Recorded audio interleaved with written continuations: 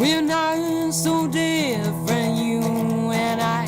Been watching through my lazy eye. All right, this is Ryan from Disruptarian Radio. I wanted to come up to the Mauna today because it is such an experience, you know, to see such a protest. And Lord knows I've done my share. I've served jail time for protesting. So I believe in the concept of protesting. I don't necessarily believe in this genetic claim to the land. I think that's very racist. So I'm not standing with the protesters. I'm not standing against the protesters. But I am going to come up here and see what it's like, you know, see what's going on. Verify some of the claims online. Like some people are saying that they don't have bathroom facilities. They were denied a permit to get bathroom facilities, and I tell you one more thing, it's just in the details, but he used these details to try and paint a different picture of us. He talks about health and sanitation. We had one sanitoi, one of those portable toilets brought up here on near the kupuna tent so that the kupuna could use it. And I believe that the owner of that company was threatened with a fine. And there was a request for us to put toilets up here on this side of the road because that would certainly alleviate the foot traffic that has to cross into the Pu'uhonua to use the toilets. And that is not being allowed. So if there is a health and sanitation crisis about to happen, it's your fault. Seeing pictures of trash all over the place up here. I assume that's not the case, especially since Harry Kim was here, since the mayor of Hilo was here, so or of Big Island. I wonder though, I mean, I'm curious. So, I mean, as a general rule for me, I do come up here a lot, but I don't come up here ever for a party. I mean, I haven't been to a social gathering of more than a dozen people in over 25 years. Yeah, I guess, well, maybe 22 years. I just don't party. It's not my thing. And I'm not into a big clump of people. It's not my thing either. But I am going to come up here. Maybe I'll talk story with people if anybody's got the time. I'd like to get their side of it. I've been paying attention. Hawaii News Now, Big Island Video News, and other people have been live streaming up here. So I've paid attention. I've listened. I've tried to learn their side of it. You know, it just irritates me because I am 100% against racism. 100%. And if someone says, well, I deserve certain benefits because of my genetics, or I own this land because of my genetics, or I earn certain privileges because of my genetics, that's racist, right? I don't agree with that. And the example that I've used is like in England, you know, the English people. For example, if the English people of England, you know, that have a genetic heritage there in England, were to say, okay, we're English, we've, you know, came from these lands in our ancestry, we deserve these lands, we have a genetic right to these lands, all of the foreigners need to get out. If they were to say that, that would be racist. Why? Is it because they're white? Or is it because they're English? No, it's because it's racist to have a racial claim on something that you had no control over. You know, when you don't control your birth, you know, where you come, where you're born, if you don't control your gender, you don't control your race, your ethnicity, you know, your species. Those things are out of your control. You can't control any of those things. So you have no right to be proud of those things, and you have no right to claim genetic privilege because of those things. That's racist. So I say if people are against racism, and they should be, racism is wrong, then they should also be against that kind of racism. And that's all I hear from these Hawaiian sovereignty people is, these are our crown lands. We want our land back. The USA stole our land. This is our land. Why is it our land? Well, because our ancestors owned it hundreds of years ago. We have another call waiting. Hello. Could I? Hello. Go ahead. What's your question, please? My question concerns, you know, you blame it on the white man about on how we came over and take your land. I don't understand when the Japanese are coming over and they're buying it, and that's okay. I don't see what this is about the Howleys coming over. You come over to our country and buy up our land too. You know, it works both ways. I don't see how you can have this rallies and everything against the white man. This is America, you know. Let me just say something to this caller. This is not America. This is Polynesia. Our country was stolen. That's one of your problems. You're ignorant, woefully ignorant. I am very active against Japanese ownership of our land. I have testified repeatedly at various commissions and at the legislature in opposition to any foreigner owning Hawaiian land. But you, caller, need to learn about Hawaiian history and about where you are. And that attitude that you have is the same attitude that Joey Carter has.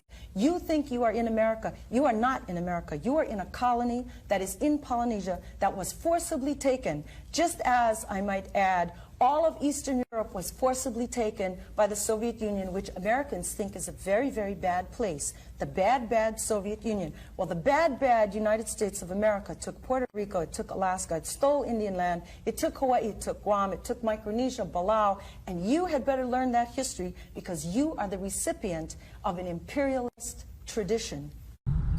That's wrong. You know, and if it's right, if anybody concedes to that and says that it's okay, well then these people don't own it either. The what they call the Native Hawaiians, they took it from the Southeast Asians that were here 1,000 years ago. The Hawaiians of today are actually Tahitians. They came from Tahiti and conquered the people of this land. They were already here, and those were Southeast Asians from, you know, genetically they're from Fiji. So people from Fiji and Southeast Asia traveled up here and settled Hawaii before anybody else. And then, oh yeah, here we go. We're at the Mauna now. And anyway, then the Tahitians came 200 years later and conquered those people, made a lot of them slaves, and took their land and instituted their own culture. So yeah, it's pretty thick up here, and I really don't have it in me to walk. I hope I can find a good close parking spot. Now this is nuts. You know, anyway, I'm going to drone. If I can get far enough away, or close enough anyway to drone, then that's what I'm going to do. Anyway, yeah, very nice people. Look, everybody's waving, everybody's welcoming. It is pretty nice up here. There's tons of aloha. People are right. Very, very sweet. Very, very kind people so far. Everybody's been really chill, waving, you know, throwing up the shaka. What's up? Yeah, this is sweet. Actually, I'm already happy to see this. This is actually much better than I thought it was going to be. I thought it was going to be all a bunch of angry people, but they're actually pretty cool people. Jeez, you know, you wouldn't know it online. People online are just ignorant assholes, a lot of them. Not all of them, but my God, some of the things they say to people, it seems so racist. But the people up here, yeah, tons of aloha, tons of sweetness, tons of kindness. Throwing up the shaka. Yeah, they've even got some crowd control. Well, that's cool. Gosh, that's really cool. Yeah, look over here. Boy, I have no idea where they're shitting. This has got to be a mess. See, they've got the standard state-run porta potties over there. So I guess they do have some bathroom facilities. But on Hawaii News Now, one of the kapuna said that there is a potential health crisis because they were not allowed a permit for their porta potty. But if what I see is a porta potty over there, they must have gotten them up here somehow. There's enough people up here that it warrants it. There is a lot of people that are going to need bathroom facilities. In fact, I'm going to need a bathroom pretty soon. Wow. Hey. Oh, that's so sweet. These people are actually very sweet. You know something? I am having a bit of a change of heart. I just want to hug these people. I don't agree with them. I don't agree with their premise. but they are so sweet. This is why I love Hawaii. People here are just fucking cool. Look at that, man. Oh, I am actually falling to pieces over this. Right on. Oh, man. People. Hey. So sweet. I love it. Okay. You're right, people. People that I've had disagreements with online. You know something? It's already melting my heart quite a bit. What does this say? I don't know what this is. Our culture is not for sale. See, I don't agree with these things where they're resisting the TMT. I think the TMT is super, super good for this area. You know, they've already been putting millions of dollars into the community since 2009, right? That's been happening already. Millions of dollars every year since 2009. Now they're bringing $1.4 billion worth of, jobs here, worth of construction to the Mauna.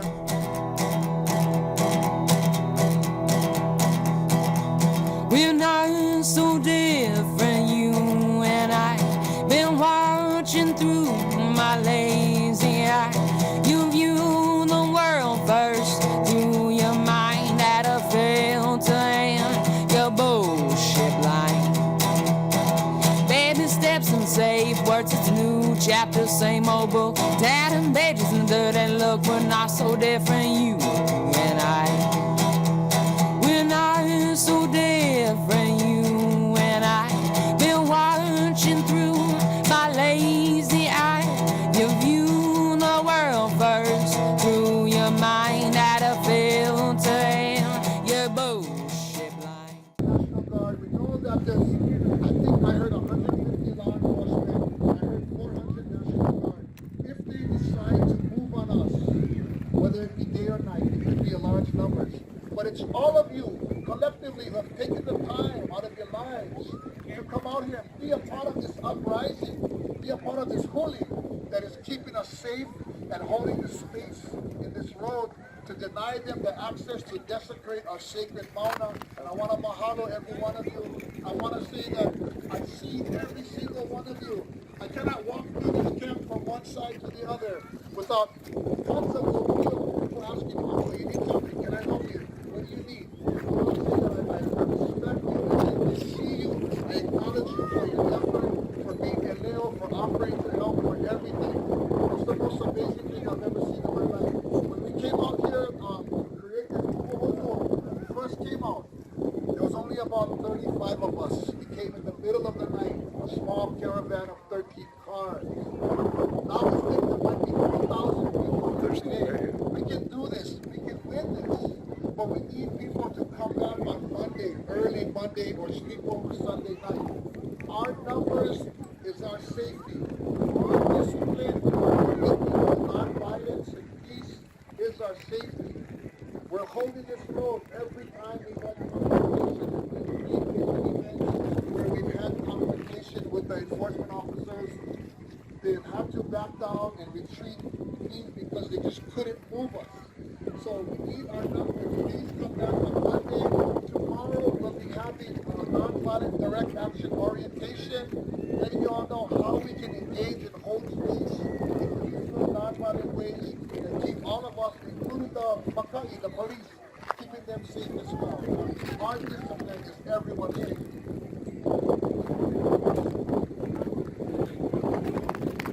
Our discipline is everyone's safety.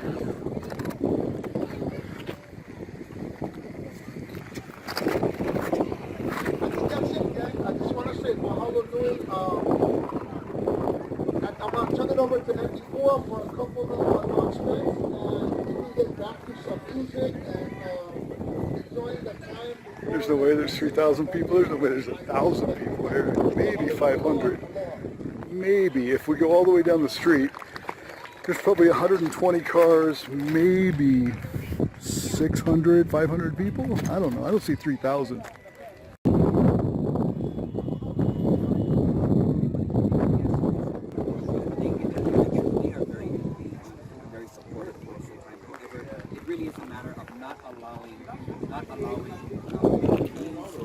State government and other industries love to profit off of it, but nothing to support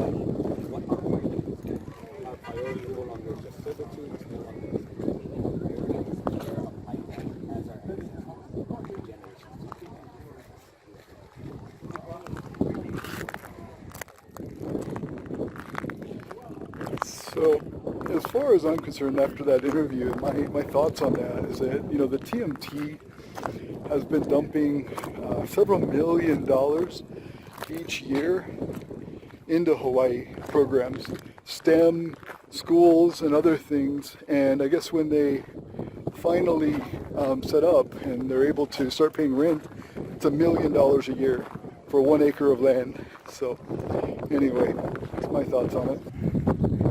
Well, I did come up just at the tail end here. They were wrapping up their speech when I got to the camp, where I got to the speaker's tent. They were just basically wrapping up. So I got to hear the end of the speech, and it's a lot about nonviolence and peaceful protesting. I guess they're having some training on nonviolent action on Monday. So that's good. That's a lot of positive stuff going on up here. Just wanted to experience it for myself, see what's happening. I heard him say there's 3,000 people up here. I would assume between 120 and 200 cars, and maybe everybody combined 600 people. I don't see 3,000. I don't know. I got my drone up. I put that up in the air to see everything I could see. And I count maybe, like I say, 120 to at the most 200 cars. But I get a better view when I get home and put it on my computer. I'll be able to see from above how many cars there were. But interesting statements. I was glad to come up. Almost there. You can see it over there. I don't know if you can see it, but I see it visually where the cars start. So I'm almost there. And I'm just going to document everything I can see. Like I say, I estimate at the most no more than 200 cars. At the very most. I would say between 120 and 200. And I'll be able to document that better when I get home and I get my drone pictures and I count them from above. Because I did a pretty good job of getting enough height and looking down and zooming in close enough. I should be able to count all the cars and all the people, give a pretty good estimate, but your estimate's as good as mine. I'm going to be posting that after this so you can see. So yeah, here's the first police car before the camp, and then there's a little police station there, like a little impromptu tent and station for the police. About 4 police vehicles there. And then this is where everything starts. So there's this little access road that comes off of the main highway, and there's cars on both sides. So I'm just going to go really slow, and I'm going to document. And so I did walk that dirt path, and I documented those cars. I counted roughly 40 cars, maybe a little less. But like I said, I'll count when I get home and document for sure. Make sure I get it right. But yeah, it's, a lot of cars. Definitely a big showing. But nowhere near what they claim. Nowhere near the 3,000 mark. Nowhere near the 1,000 mark. There's just no way. Very, very cute. Their families, their wives and kids and kapuna and all these are coming. Just a big family event. So it's super good, Shows a lot of community spirit. I think their community is strong and good. I think that's a positive. I don't agree with their premise, like I said. I disagree with that, but I think everything else is pretty awesome, pretty righteous, All right. Yeah, I'm just documenting everybody, trying to be as thorough as possible. So you can see, I don't know, maybe I'm wrong. Maybe it's more than 200 cars. Maybe it's more than 600 people. I just don't see it. But, I don't know. I want to document this so other people can kind of, see, the actuality of what's going on. Rather than just my, visual observation, I want other people to have a visual observation. Because, like the police And government reports, of the DLNR and stuff that was up here, said on Monday there was about 350 people. And the protesters said there was over 1,000 people. So I didn't see that either. Like, I was watching the video from Hawaii News Now. I didn't see anywhere close to 1,000 people on Monday. But they were saying, the protesters, at least that I was engaging with online, they were saying 1,000 people. So that's where I got curious. I'm like, well, if DLNR and the police are saying one thing, and the photos that I see corroborate what the police are saying, but the protesters are inflating the numbers to 1,000, what's the actual amount of people? And so, I mean, there is a significant amount of people. There's no doubt. There's a lot of people. And I'm trying to be, real cool and document it all. Those are all the tents, and then these are the cars. The cars are, for the most part, empty, except for the ones you see with like tailgate, action. Some people are sitting outside their car. But, the people that are not in their car, I'm not going to count people in them. I'm not going to say, okay, because there's, 200 cars, that means that there's all the people in the cars plus all the people at the camp, because that's not the case. I mean, there's a lot of people there. That's pretty cool. And there's a lot of people there. I mean, there's a lot of people. And then as I was coming down, there was a lot of people here on this side that was making it very hard to, park up here. So I don't know, maybe there's more than 200, but I don't see it. That is 200 cars. I would say maybe 600 people, 200 cars. And it is, 4:50 p.m. right now. So sun in the sky, everybody chilling. Yeah, definitely a lot of cars, a lot of traffic because it's all backed up. The people that travel over Saddle, there's a lot of people every day that travel over Saddle and they're just backed up. So all of this traffic, I'm not going to count it as part of the protest because I know this road and I come over this road often, and there is often a lot of traffic. And right now they're having to go, like, what am I going? 0 miles an hour. That's what we're traveling at, maybe 1 mile an hour. So, we're traveling at 1 mile an hour, and usually people are traveling at 60 miles an hour. So all these cars are backed up. Yeah, see, there's a supporter with his flags in the back of his truck, I would say. But, no, there's a lot down there. I didn't count those. There's maybe another 20 cars down there that I didn't count before. So, no, I don't know. I could say there's probably 250 cars. 250 for sure, with that little access road that I didn't count that goes around that cone.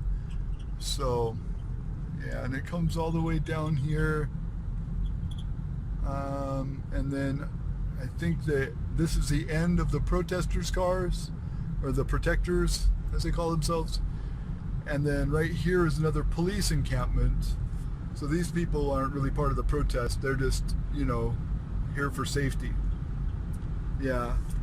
So these guys are the police. Yeah. A lot of police up here. Let's say there's probably 40 police officers, maybe 30, something like that, between 30 and 40 police officers.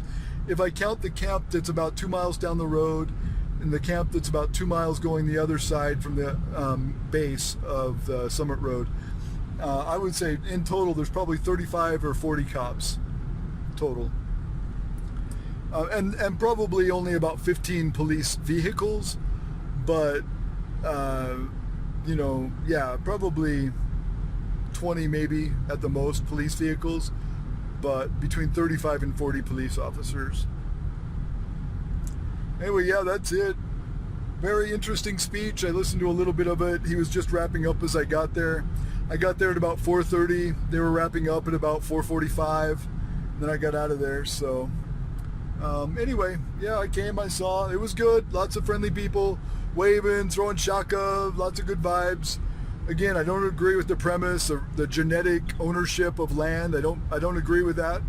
It's not my philosophy. I'm not into socialism. I'm not into monarchs. I'm not into tyranny. You know, I'm a supporter of a limited government based on a republic, because a republic guarantees people rights. There's not, you know, you have guaranteed rights under the Constitution, and under a monarchy, or under the kapu for that matter, like the kawa or whatever, the kawa, the lower class of their caste system, I mean, you could just kill one of them. If they start trying to escape because they were basically slaves, you could just kill them. You know, that anybody could. It didn't need to be a li'i or you know, a chief or a noble or a priest. Anybody could kill a slave if they were trying to escape under the kapu in Hawaii, until they ended it 200 years ago.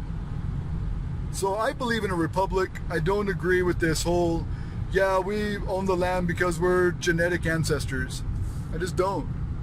And they're not the first that were here. The Tahitians, which are now what they call the Native Hawaiians, came here about 700-800 years ago. Before that, Southeast Asians were here, and they conquered those people. The Hawaiians, that they call themselves the Hawaiians now, the Native Hawaiians, were actually Tahitians. They came from Tahiti. There was a chief from Tahiti named Pili, P-I-L-I, who came and, you know, basically put order here after the conquering of the Southeast Asians. And then the Tahitians took over and made it their land. So, I mean, they're not the original people either. Anyway, that's all I got to say. Peace. Mahalo.